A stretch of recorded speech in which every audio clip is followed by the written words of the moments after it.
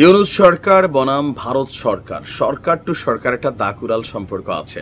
তবে ব্যবসা বাণিজ্য আরো বিভিন্ন ইস্যুতে দুই দেশের জনগণের মধ্যে স্বাভাবিক সম্পর্ক অনেকটাই বিরাজ করছে।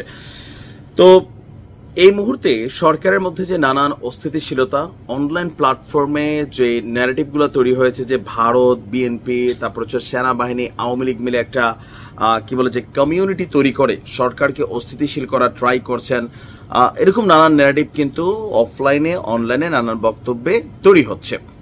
তো সরকারের মধ্যে পদত্যাগের যে গুঞ্জন উঠেছে সেটা নিয়ে কেউ নাটক বলেছেন যে ডক্টর ইউনূস আসলে সিম্প্যাথি পাওয়ার জন্য করেছেন, কেউ বলছেন যে না, সিম্প্যাথি পাওয়ার তো তার দরকার নাই, তার কোনটার অভাব আছে, তার কোনো রাজনৈতিক অভিলাষ নাই, তিনি আসলে সার্বিক চাপে, বিশেষ করে এনসিপি সহ অন্যান্য দলগুলোর চাপে সরকারকে যেভাবে পরিচালনা করা দরকার লাস্ট 2 থেকে 3 মাস বিএনপির অনর অবস্থানগুলো বিভিন্ন ইস্যুতে কিছুটা ঝামেলা তৈরি করছে। তো এর মাঝখানে ভারত থেকে আজকে ডক্টর মোহাম্মদ ইউনূসের উদ্দেশ্যে একটা বার্তা পাঠানো হয়েছে। বলা হচ্ছে যে বাংলাদেশের প্রশাসনিক ইস্যুগুলো সামলানোর দায়িত্ব বাংলাদেশেরই, বাইরের শক্তিকে দোষারোপ করে কোনো লাভ নেই। এখন প্রেক্ষাপটটা কি, যে কেন তারা মনে করছে বাংলাদেশ বাইরের শক্তিকে দোষারোপ করছে? দিল্লিতে পররাষ্ট্র মন্ত্রণালয়ের এক সংবাদ সম্মেলনে এই ভারতের যিনি মুখপাত্র আছেন রণধীর জয়সওয়াল, তিনি বলছেন যে প্রধান উপদেষ্টা ডক্টর মোহাম্মদ ইউনূস সম্প্রতি বিভিন্ন রাজনৈতিক দলের সঙ্গে এক বৈঠকে দেশের সংকটের জন্য ভারতীয় আধিপত্যবাদকে দায়ী করেন।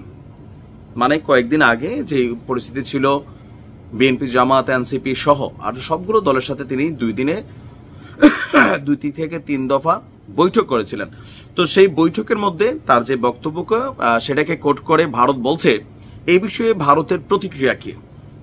তো ভারতের বক্তব্য হচ্ছে যে বাংলাদেশ সরকারকে আমরা বলবো তাদের দেশের গভর্নেন্স বা প্রশাসনিক ইস্যুগুলো সামলানোর দায়িত্ব কিন্তু তাদেরই।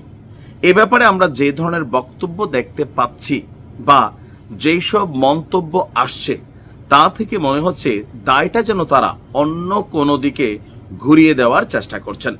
এমনকি বাংলাদেশ সরকারকে উদ্দেশ্য করে ভারতের এই মুখপাত্র বলছেন যে আপনাদের মনে করিয়ে দিব, আপনাদের সামনে যেসব নিজস্ব চ্যালেঞ্জ আছে সেগুলো আপনাদেরকেই দেখতে হবে। তার বদলে যদি বলেন বাইরের অমুকের কারণে এই সংকট তৈরি হয়েছে, তাতে কিন্তু কোনো লাভ হবে না, এতে সমস্যার সমাধান হবে না।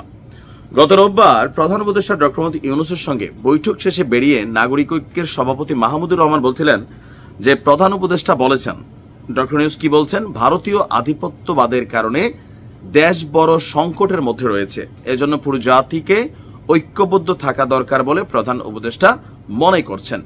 তো মান্না সাহেবের এই বক্তব্যটাকেই ভারতের মধ্যে তোলা হয়েছে যে ডক্টর ইউনূস এই কথা বলেছে, যদিও সরাসরি ওনার মুখ থেকে আমরা এই কথা শুনতে পাইনি। এখন ভারত কি বলছে? ভারত বাংলাদেশে একটি দ্রুত, অন্তর্ভুক্তিমূলক, সুষ্ঠু এবং অবাধ নির্বাচন দেখতে চায় বলেও মন্তব্য করেছেন জয়সওয়াল। তার বক্তব্য, আমরা বাংলাদেশের নির্বাচন আয়োজন নিয়ে বারবার একটা কথাই বলে আসছি, বাংলাদেশকে তাদের দেশের মানুষের রায় এবং ম্যান্ডেট কি সেটা যাচাই করতে হবে, আর সেটা করতে হবে অন্তর্ভুক্তিমূলক, সুষ্ঠু, অবাধ এবং একটা নির্বাচনের মাধ্যমে খুবই তাড়াতাড়ি। এখন এই যে তাড়াতাড়ি বিষয়টাতে, এই জিনিসগুলোতে অনেকেই না বিএনপির ভারতের সাথে কানেক্ট করে, যে দেখো বিএনপি ডক্টর ইউনূস সম্ভবত জাপানে গিয়ে বলছিলেন সব দল নির্বাচন চায় না, একটি দলের নির্বাচন চায়। আবার পিনাকি দাস ও ইলিয়াস ভাই তারাও একটা ন্যারেটিভ তৈরি করেছেন যে এই দেখো ভারত নির্বাচন চাচ্ছে, বিএনপিও নির্বাচন চাচ্ছে, ভবিষ্যতে ভারতকে সাপোর্ট দিবে বিএনপি বা পারপাসগুলোকে সার্ভ করবে বিএনপি, এগুলো নিয়ে কিন্তু নানান ধরনের বক্তব্য তৈরি হচ্ছে। তবে বিএনপির জায়গা থেকে চাচ্ছে, ভারত তাদের কূটনৈতিক সম্পর্কের জায়গা থেকে অবশ্যই ভারতের এখন অনেক ক্ষতি হচ্ছে।